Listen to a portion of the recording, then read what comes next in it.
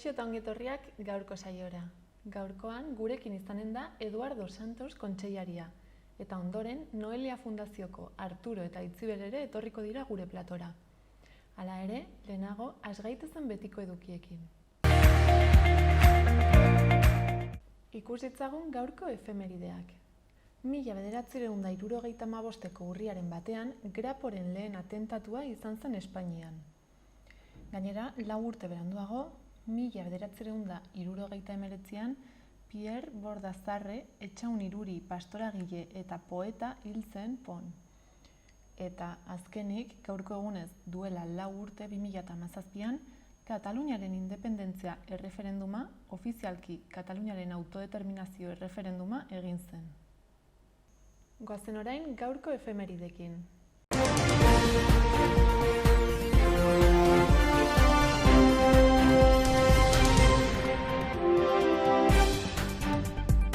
Arratsaldeon, gaur urriaren 1 ostirala, hauek dira Iruñerriak eta Nafarroak utzitako albiste nagusienak. Koronabirusaren aurkako murrizketen etetea pasaden gauerdian sartu da indarrean. 25.000 urteko labar grabatuen multzo harrigarria aurkitu da Alkerdi bi Aitzuloan Urdazubin. Nafarroko ardi mugaz gaindiko proiektua Pirinioetako esnetarako ardi autoktonoen lehiakortasuna handituko du. Galde iezadazu kanpaina abiarazi du osasun publikoak adinekoen egunean haien ongizate emozional, fisiko eta sozialari heltzeko. Lehendakariak Morant ministrori jakinarazi dio Nafarroak gaitasuna eta ahalmena duela abangoardiako osasunaren eta nekazaritzako elikagaien sektoretan proiektuak garatzeko. Berriozarko PA34 errepideko zubiko obreko 27.000 ibilgailutik gorako egitura egokituko dute. Iruñako udalako ofizialki amaiera eman die Landaben prestakuntza zentroan 24 hilabetez etorkizuneko profesionalak prestatzen aritu diren lantegi eskolei. Euskal Herriko dantzarien eguna ospatuko da larunbat honetan baztanen goizez eta arratsaldez ekitaldiak izanen dira. Agoan taldeak kontzertua eskainiko du igandean Atarrabian arratsaldeko 8:00.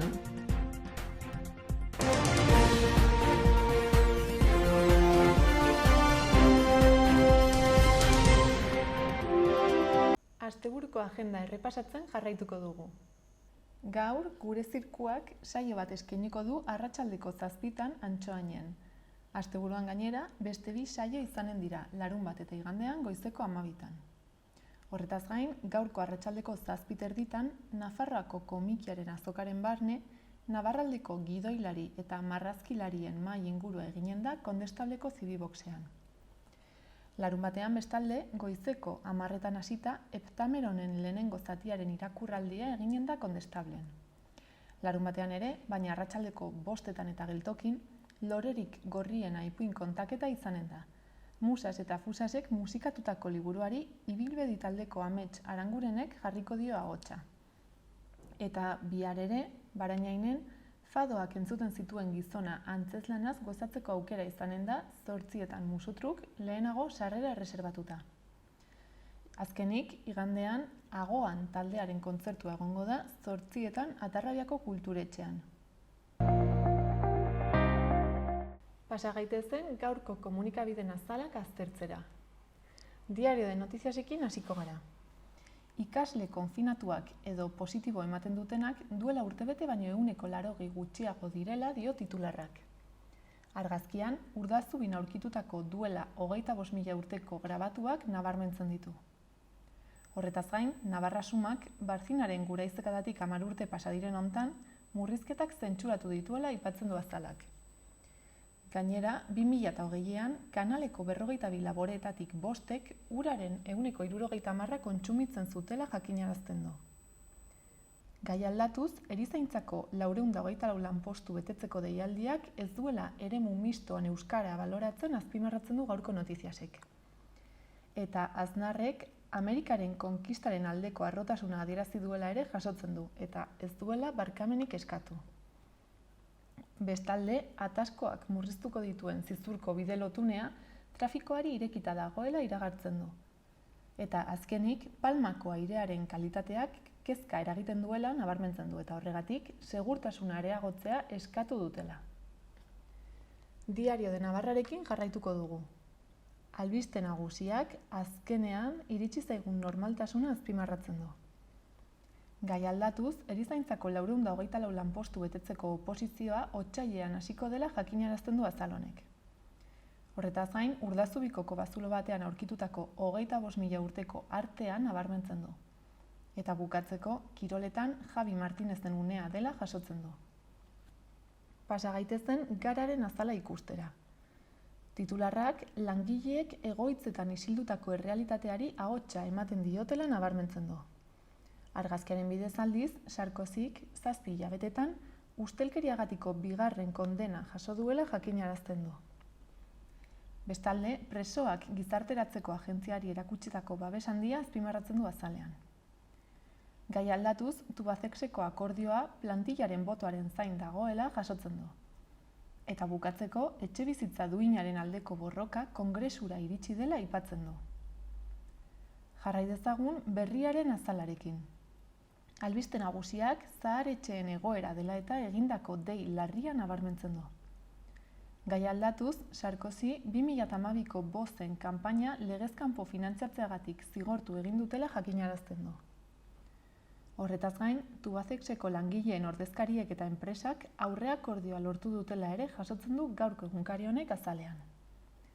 Bestalde, Urdazubin duela 28.000 urteko marrazkiak argitara ekarri dituztela iragartzen du. Presoak gizarteratzeko aukerak elkargo publikoa aurkeztu duela ere aipatzen du azal honek. Eta amaitzeko, kiroletan Realak Europa Ligan 2. puntua bildu duela azpimarratzen du. Eta Euskal Herria irratiarekin bukatuko dugu. Albiste nagusiak festak aztertzen ditu neurririk gabeko egoera berrian.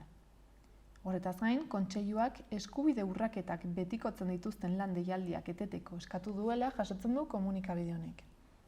Eta azkenik, udalak Zizur Nagusiko kaleetan 75 zaintza kamera ezarriko dituela jakinarazten du.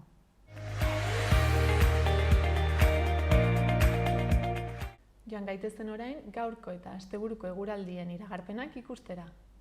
Gaur, ostirala, tenperatura maksimoek gora egingo dute eta udaberri giroa espero da. Goizean goizeko temperatura freskoa izango da, batez ere barnealdean, eta lainoa agertuko da.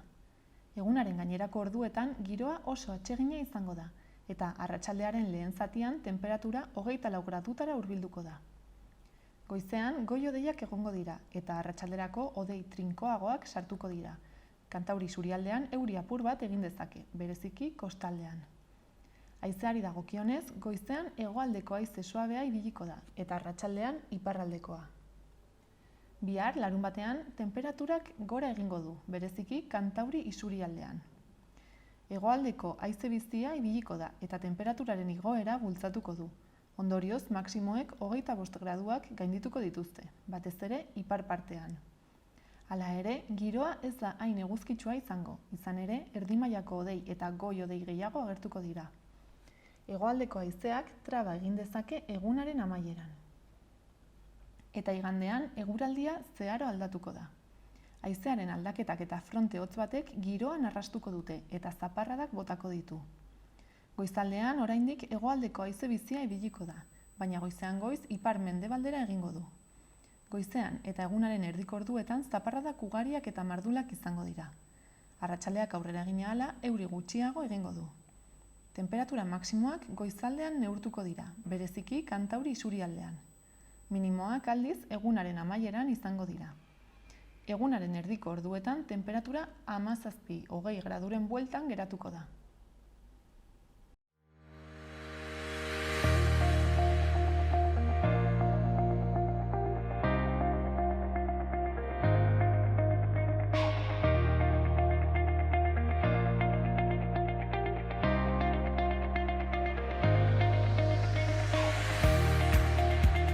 Orain, Eduardo Santos kontseilaria etorri da gure platora. Kaixo, Eduardo. Kaixo, eguno. Zer moduz? Oso.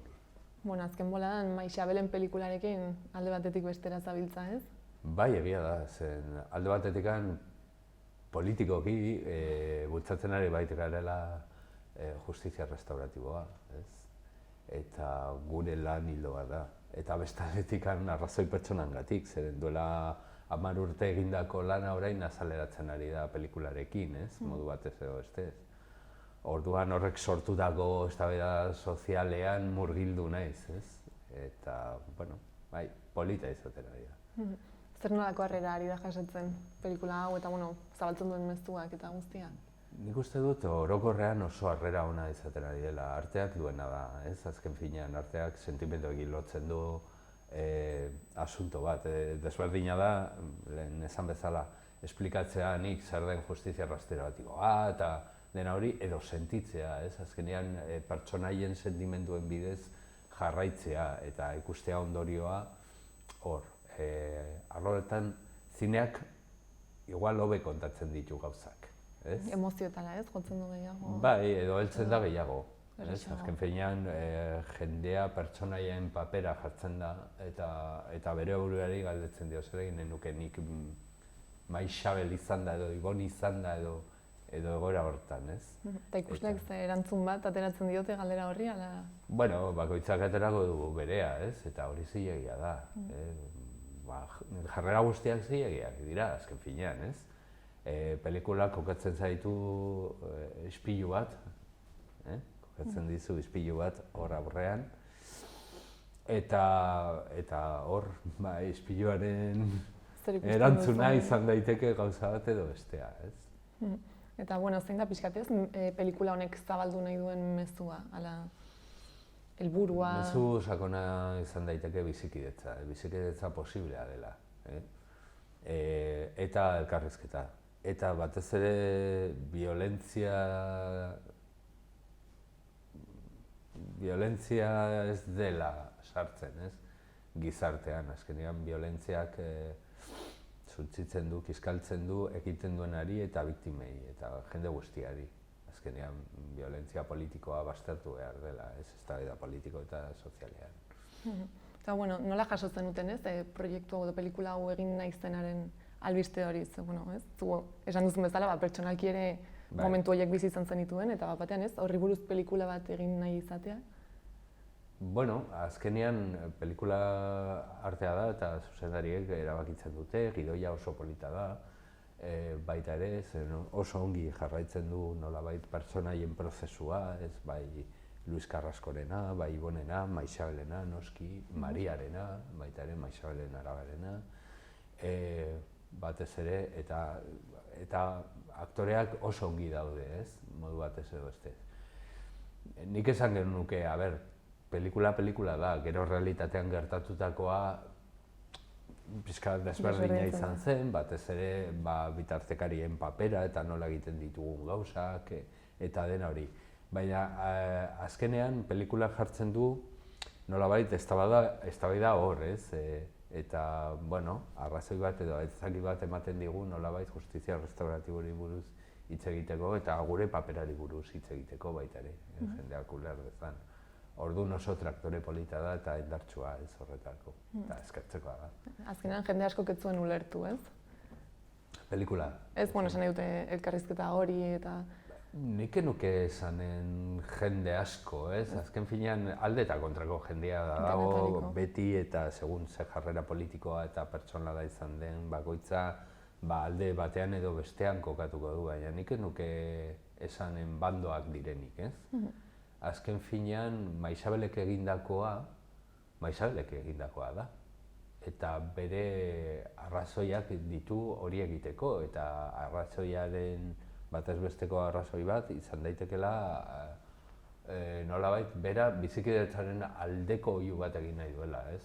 Ni gai balima naiz hori, hitzailaren aurrean jartzeko eta entzuteko, eta bera gai baldin bada nolabait gaizki egin duena onartzeko eta nire aurrean horrek ematen digu esperantza, ez? Modu batez edo bestez. Bai. Eta nola oroitzen dituzuzuk urte haiek, bitartekari lanak egiten zenituen urte haiek? Oso polita izan zen, azken finean gu hasi ginenean eta indarrean zegoen, ez? Modu. Eta hor, orduan zaindu behar genuen prozesua oso ongi, ez?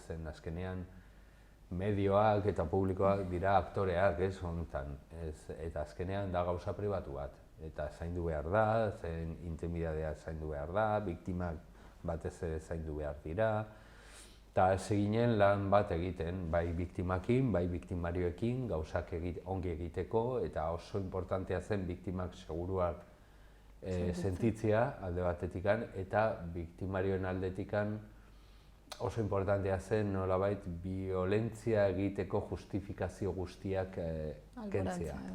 Alboratzea eta kentzea, eta haien prozesuan konturatzea justifikazio horiek ez zutela inolako tokirik, ez? Azken finean.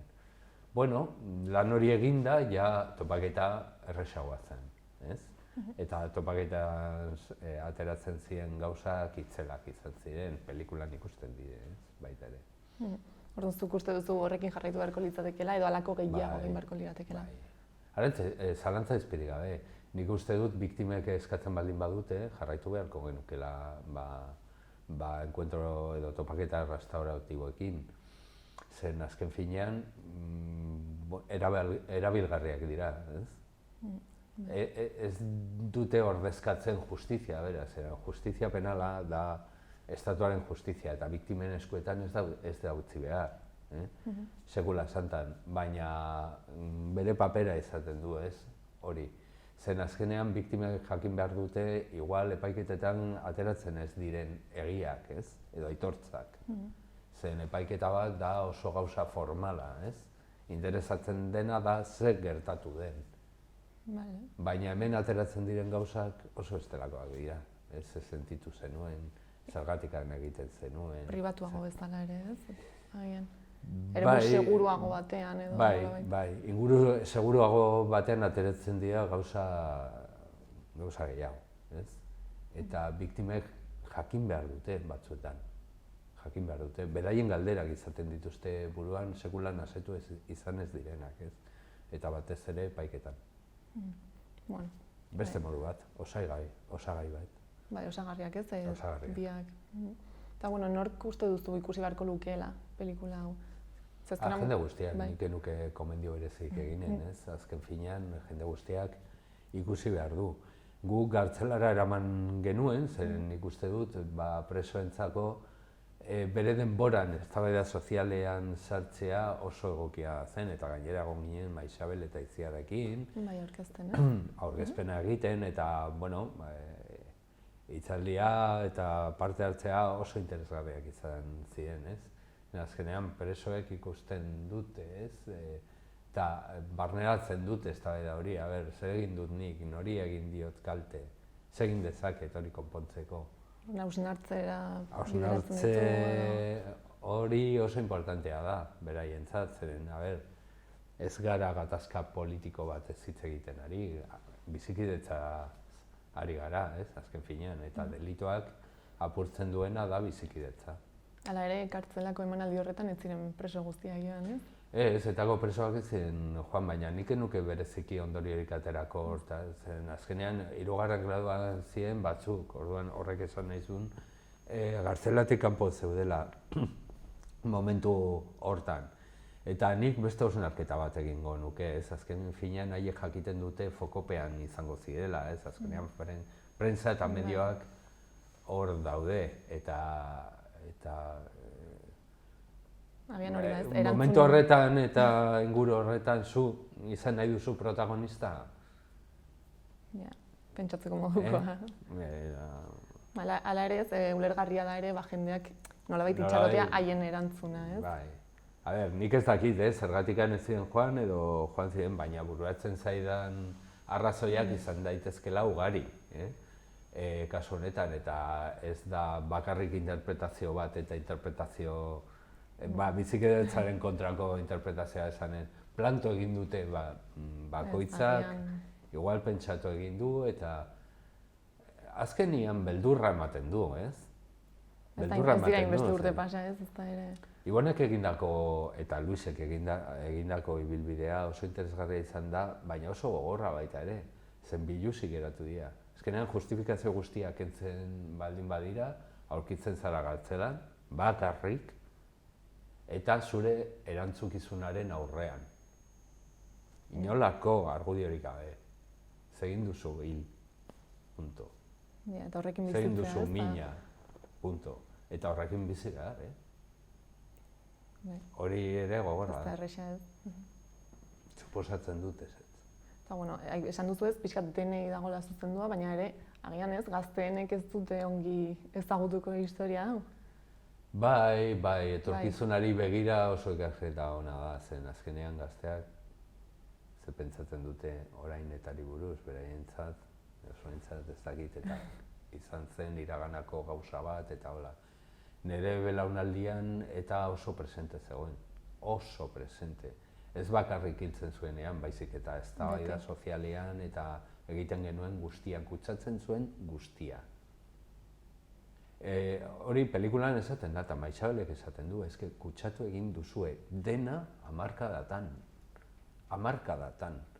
Eta ondorioak izan dira oso latza familiatan, izan dira kuadrillatan, izan dira herrietan, izan dira politikan, izan da dena. Garena da etaren ekintzaren ondorioa orain, Eta nik uste dut etorkizunari begira oso importantia dela Ibon eta Luis entzutea eta jabetzea azkenean biolentziak ez du ezertarako balio.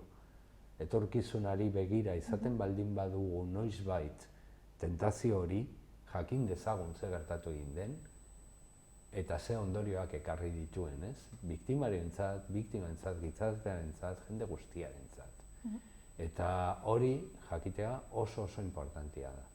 Dena den, agian ez, giro horretan bizi ez izanak, gero suposatuko dugu, pelikula agian beste modu batez edo Seguro, ulertzen. bakoitzak ikusiko dugu bere betaurrekoekin, eta hola, hori zilegia da. Eta hemendikan igual hamarkada batean, nola ikusten den ere. Baina nik uste dut, azken finean hor kontatzen den historia nahiko unibertsala da, ez da bakarrik etaren asuntua. Desberdina da hemen ikustea, edo Madrilen ikustea, edo Murtzian, edo Frantzian, seguro. Baina historia oso unibertsala da. Azkenean mezua ez, bidaltzen duen mezua. Bizikidetzaren mezua. Posiblea da gizakiaren artean ulertzea, naiz eta egindako gauza oso garabea izan, ez? Eta gaur egun bizikidetzaren arloan nola gaudela esango zenuke? Bueno, gure eztabaidak ditugu, nik argi eta garbi daukat aurrera pausoak eman behar ditugula, eta horrek esan nahi du onartzea egindako mina, baina onartzea eta ondorioak ateratzea, eta kondenatzea momentu horretan izan genuen jarrerak, ez? Bakoitzak bere tokian eta bere erantzukizunarekin, baina hori oso importantea da aurrera begiratzeko. Ni ez nau batek eskatzen izaten ari diren narratibak, ez? Zen bakoitzak dauka berea. Bakoitzak bizi egin du egoera modu batez. Eta zilegia da kontatzea nola bizi duen. Eta narratiba guztiak sartzen dira hor mosaiko honetan, ez? Eta hori da azken finean bizitza, ez? Ez da zilegia narratiba bakar bat inposatzea edo ahaztea. Eztabaida soziala oso zabala izan behar da, hor sartuko dira esperientzia pertsonalak, historia, eta hezkuntza eta beste narratibak, baina justifikatzea gertatutakoa baztertua izan behar da, eta ahaztea eta narratibatik kentzea segun zer interesatzen zaigun, ez da zilegia.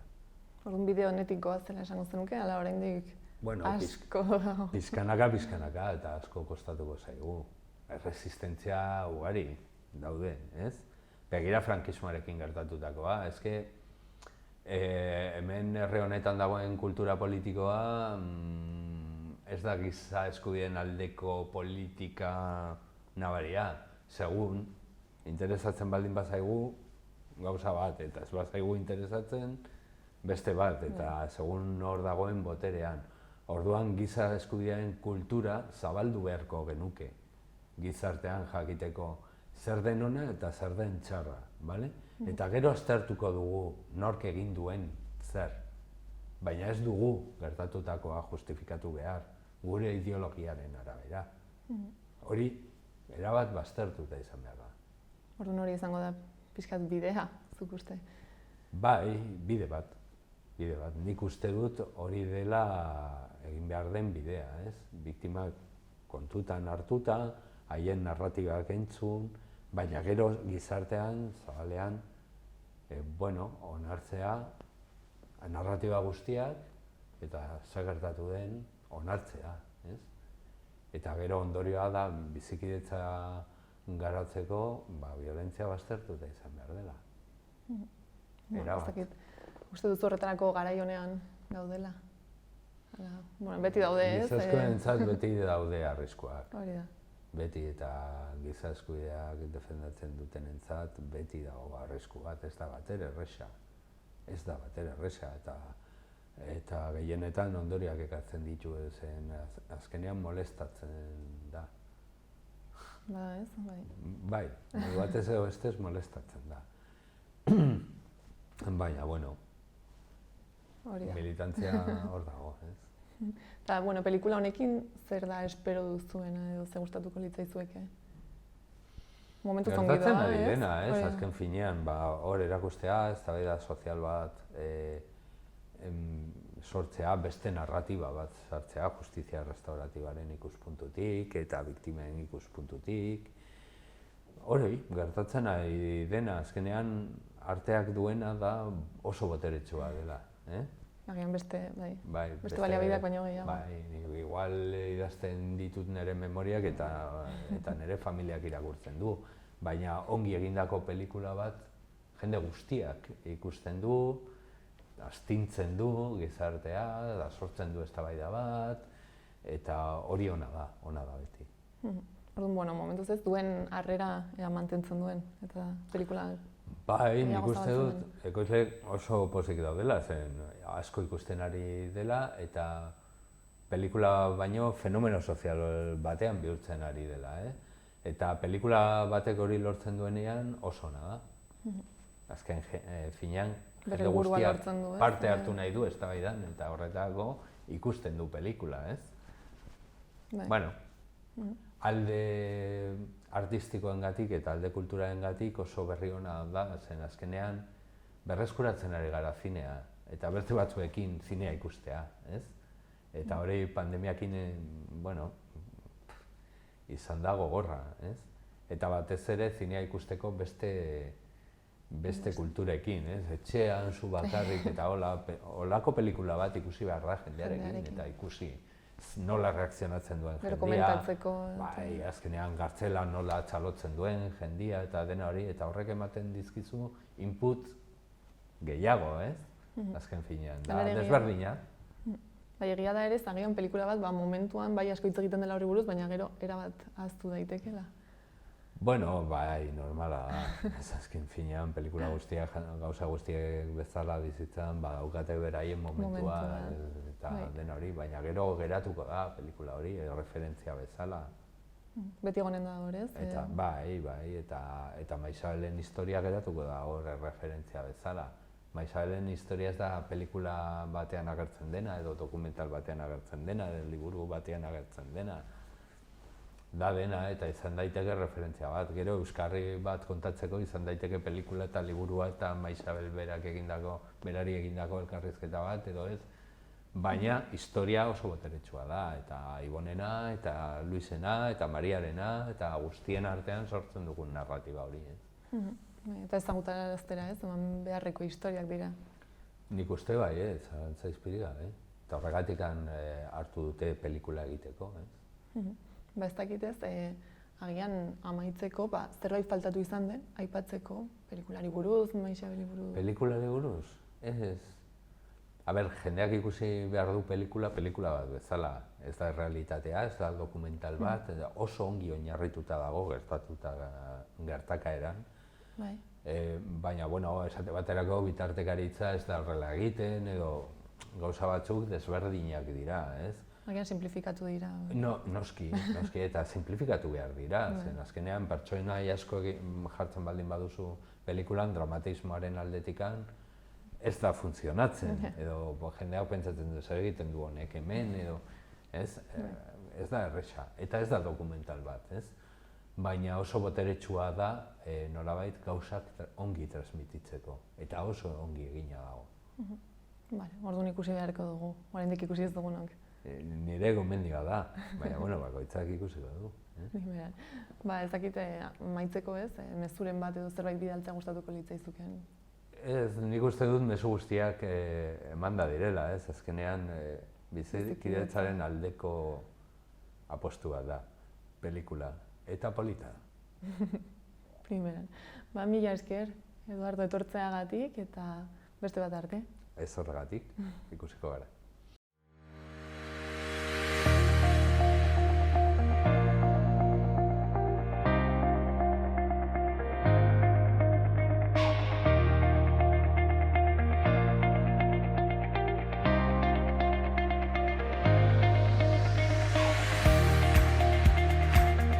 Udalerrietako albisteekin jarraituko dugu.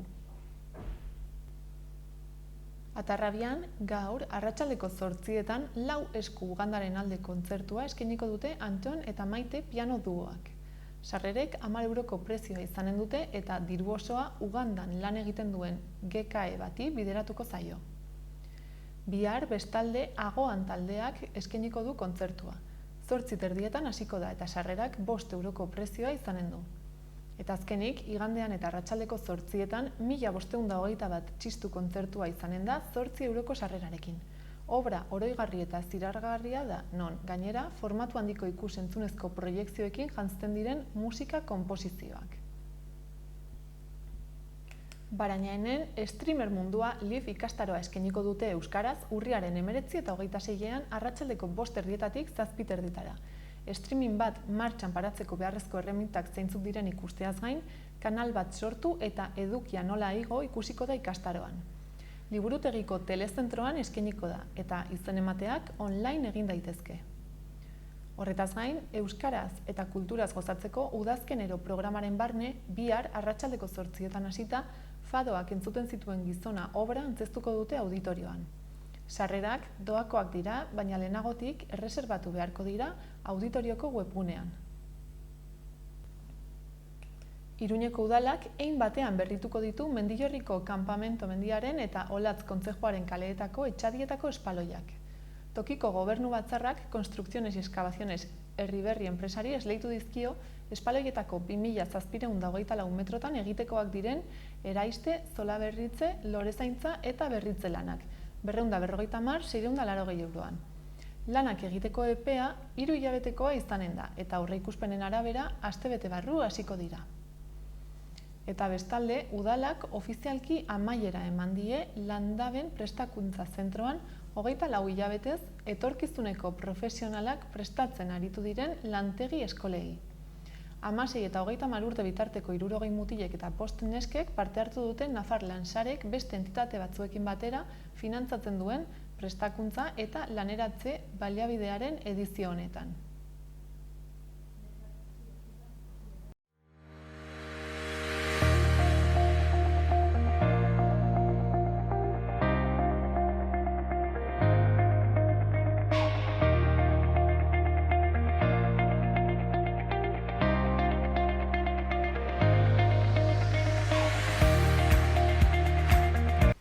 Orain Noelia Fundazioko kide diren Aitziber eta Arturo etorri dira gure platora.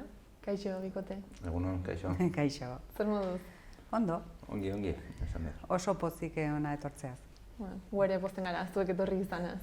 Eta, esan bezala zuek Noelia Fundazioko kideak zarete, eta hasteko zer da Noelia Fundazioa? Baitu, Noelia Fundazioa da irabazik Abadeko nazioarteko erakunde bat. Eta fundazioen erregistroan eskribatuta dagona. Bere helburua muskuloen distrofiaren ikerketa da. Eta noiz sortu zen berez fundazio hau eta gaur egun zein da bere egoera? 2015, orain arte, lan bikainari dina egiten. Eta lan bikaina zeren adibidez hasieratik zirela guraso batzuk nini bat diagnostikatu ziotena, Adrian izekoa Bartzelonan daudenak, Eta lan egin dutena eske Haiek hasi ziren. pasada bat. Osea, 300 baino ekintza gehiago egin dituzte. Gero sare sozialetan ikerketarako finantziazioa aurkitu dute, lortu dute orain, urriak 5ean edo 4ean uste dela, eman behar diote sari bat. Berari. Bai, gobernuz kanpoko erakundeetatik, aktiboenari, eta Bartzelonan eman behar diote saria. Osea, mugitu dira pilo bat eta nolako jendea dagoen atzetikan, Orduan, berez, nahiko gaztea da, ez? Fundazioa duela gutxi sortu zen. Eta gaur egun zein da, ze egoeratan dago, zenbat kideko osatzen dute edo zenbat jende dago fundazioaren barruan? Gutxi gorabehera estatu mailan 80 kasu daude. Hemen Nafarroan dakikun bakarra Joarena da.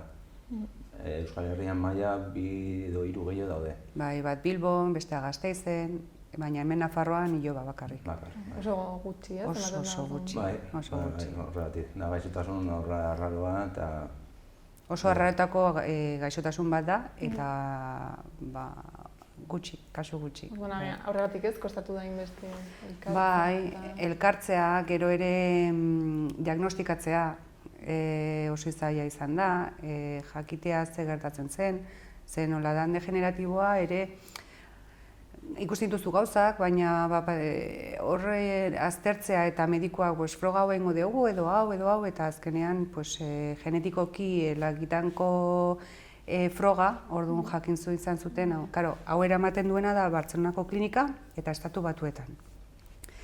Errebisioak Bartzelona joan behar dira, osea, eske hori aztertu arte edo ikusi arte, pasatu zen denbora, frogak edo bakuntzak eta bar, eta bai, eta gero ja esan ziotenean zer zen, edo esan zigutenean. Hasi zineten bilatzen pixkat. Beraiek etorri ziren guregana, haiek zuengana. pasada bat, bai, eta zaudenean hain galduta, laguntza hori pilo bat da, bai, eta ikustea beste familia batzu daudela, zu bertzala, edo iaia antzekoa, zen kasu bakoitza desberdina da, zen ez dakizu esaten ez dute, 5 urtekin hau pasatuko da, 6 urtekin hau, edo hola, Eta, urte hauetako ibilbidea nolakoa izan da?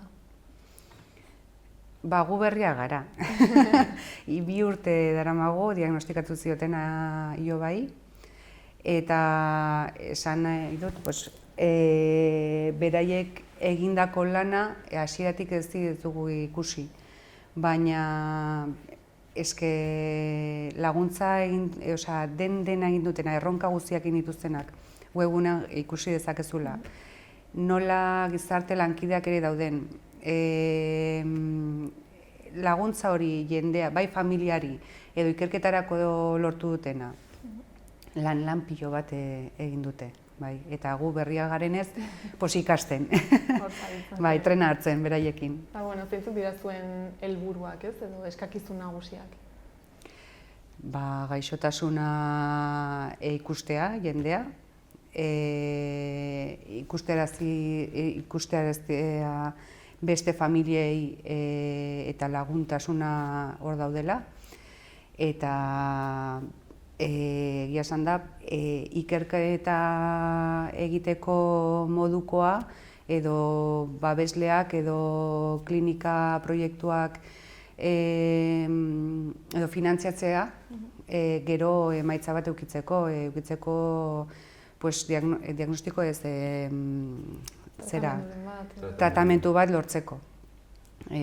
Hori da gehien behar duguna. Tratamentu bat, hori oso garrantzitsua da. Eta horretarako noren implikazioa da beharrezkoa? Jendea, ezta?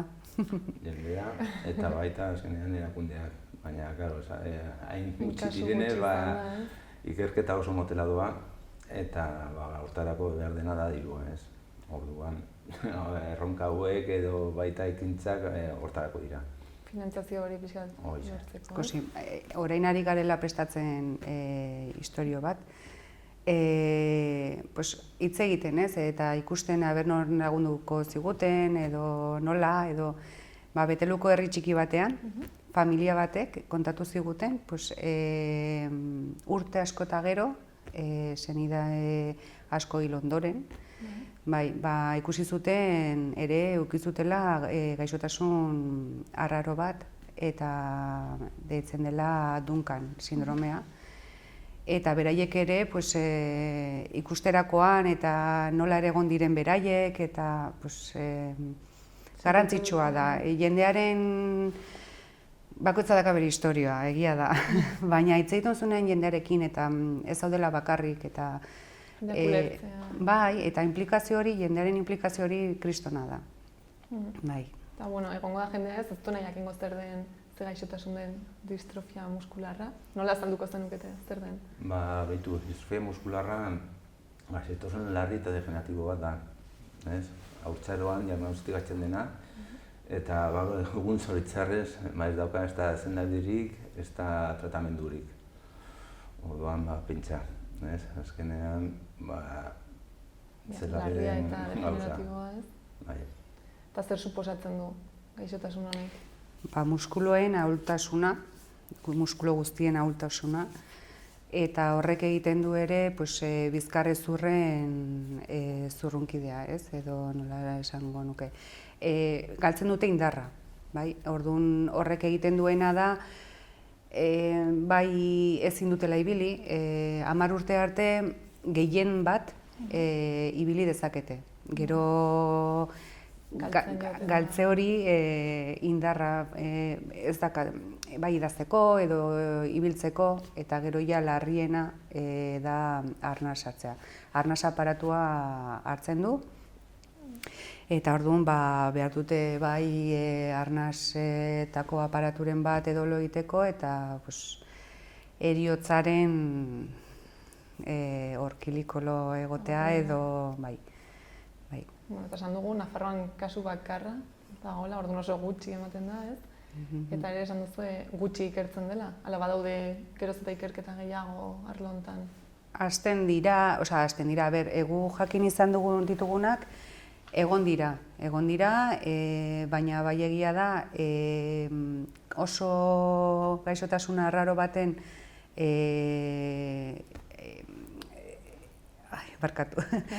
nola den oso gaixotasun arraro bat, ikerketaretzat ere oso gutxi destinatzen da edo ez da oso bai. Gaixotasun horretara. Eta, pixkat horregatik ez, antolatu duzu edo antolatzen zabiltzate mendimartxa bat urriaren 23-rako. Bai. Zer izanen da eginen duzuena?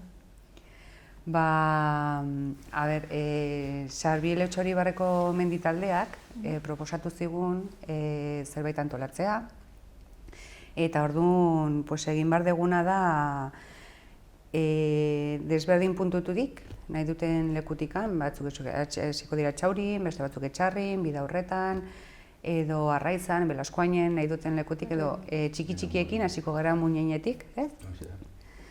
Eta igoko gara Sarbilera, Tontorrera, han 12 egon bar gara, bakoitzak igotzea nahi duen erritmora, baina aleki eta gehien igotzea gora mendimartxa horretara, nahi duten modura. 12 han egon bar gara. Eta hor egingo dugu argazki polit bat, aber eguraldia ona dakagun, zere nahiko genuke jende gehiena igotzea. Gero jetxiko gara Bidaurretara frontoira, zeren COVID-arekin eta leku itxi batean ezin ginen topatu, 300 pertsona edo egongo gara. Orduan kalean, frontoian, eta laguntzarekin eta bar, egin ditugu bokatak. Gero babesle batzuk ere eman dizkigute produktu baten bat. Eta gero, bokatak eta gero, ere musika jarriko digute, beste babesle batek, jarriko digu la pixkat animatzeko. Eta gero, kude pilotak ere lagundu izanen digu, partido pilotak egoteko, gainera alebinak infantila eta kadete izan bada ez. Txikia jolastuko dute, eta gero sake adibidez Juan Irujok lagunduko digu. Herrikoa denez, esango digu ezakit Ibero edo Bidaurreta, baina etorriko da gurekin eta lagunduko digu. Prest dagoela beti, laguntzeko. Eta orduan, pues, umentzako ere hori oso polita izango da. Gustatuko zaie. Bai. Orduan egun osoko programazioa duzu, azken finean. Bai, gero tombola eta gero egingo dugu. Bai, sari politak eman dizkigute. Esaten zuen bezala, babesleak oso ondo portatu dira. Oso potziko da. Bueno, seinale ona ez, hori. Bai. Eta, bueno, zer espero duzue egun horretatik edo zein izango litzateke ez, pixkat, egun horren helburua? Ondo pasatzea. Ondo pasatzea, ikusterazia, hor gaudela,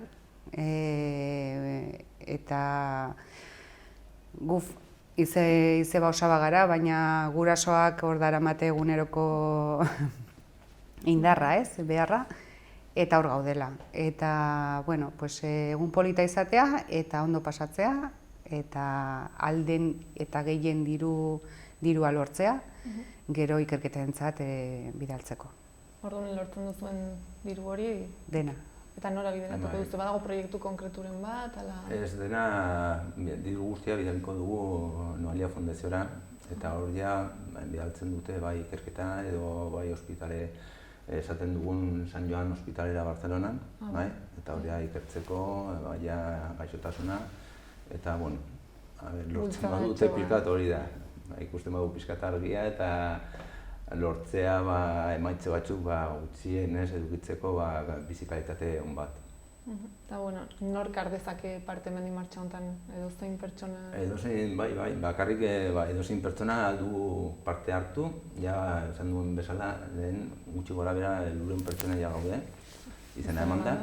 Eta nahi duena baita Fundazio Noelia Fundazio Noelia ORG. Hirubikoitza Fundazio Noelia ORG, hor baita aldu lagundu nahi duen bezala. Bai izena bakarrik ematea eta diru laguntzarekin, edo bokata, kamisetak, edo nahi duen erara.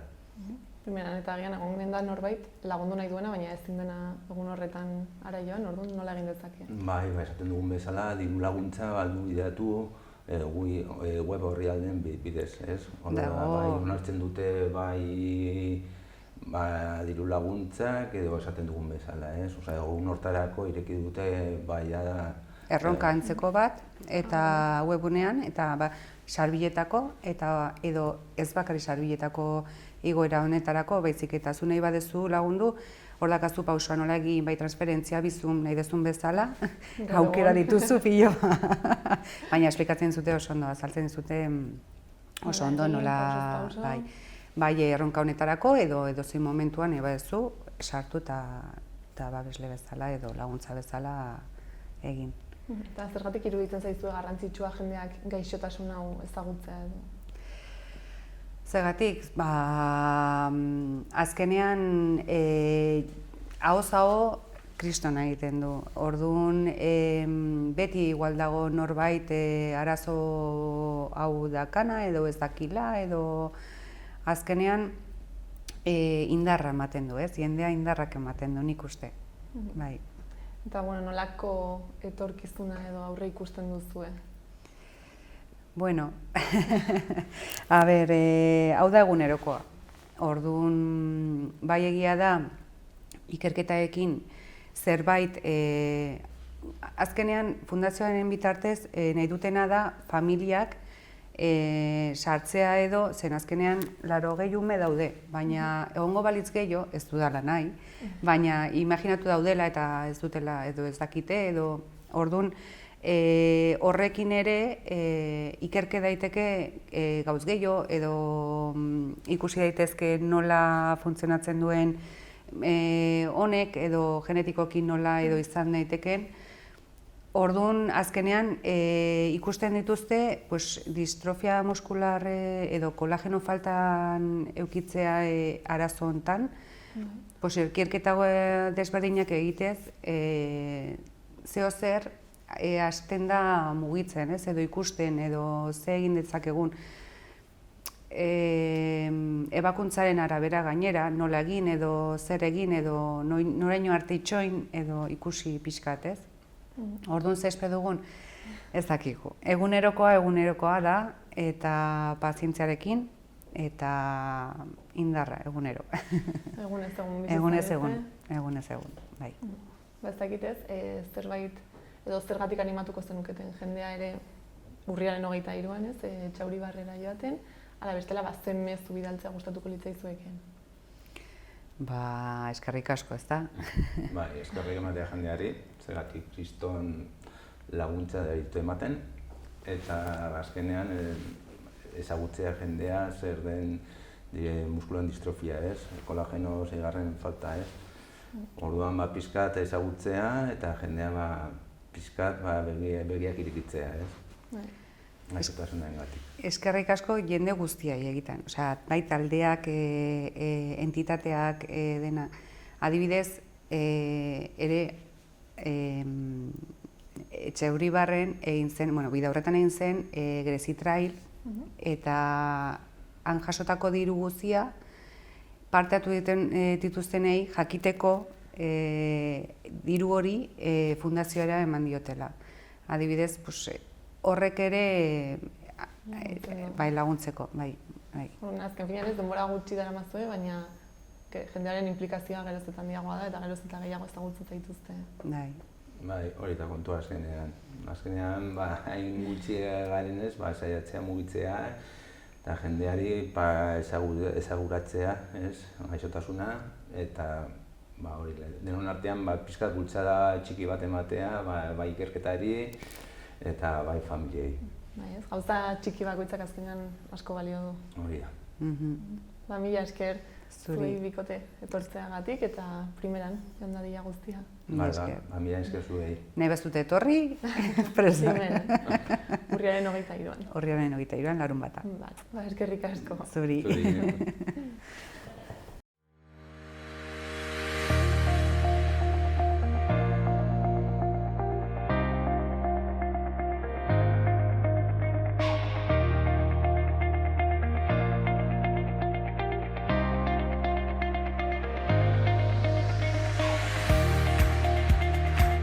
Beno, gaurkoz hau izan da guztia. Eskerrik asko egoteagatik eta asteburu ona pasa. Gobierno de Navarra. Nafarroako gobernua.